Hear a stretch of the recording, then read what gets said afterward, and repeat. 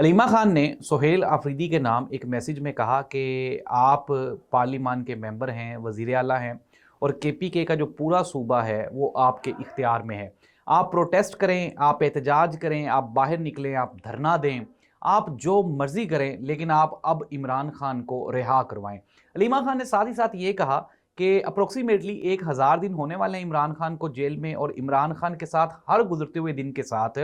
جو مشکلات ہیں، جو پرابلمز ہیں، وہ انکریز ہوتی جاتی ہیں، بڑھتی جاتی ہیں، بجائے اس کے کہ گفت و شنید ہوتی، کوئی کم ہوتا معاملہ، لیکن اب جو چیزیں ہیں وہ آہستہ آہستہ آؤٹ آف کنٹرول ہوتی جا رہی ہیں۔ دوسری جانب ناظرین، یہ جو خبریں ہیں پاکستان تحریک انصاف کے پروٹیسٹ کی، اس سے جو ہمارے ایوان ہیں وہاں پہ ہلچل ہے، اسلام آباد میں اور لاہور میں خصوصاً کئی میٹنگز جاری ہیں، اور پنڈی میں بھی ایک بڑی میٹنگ ہوئی۔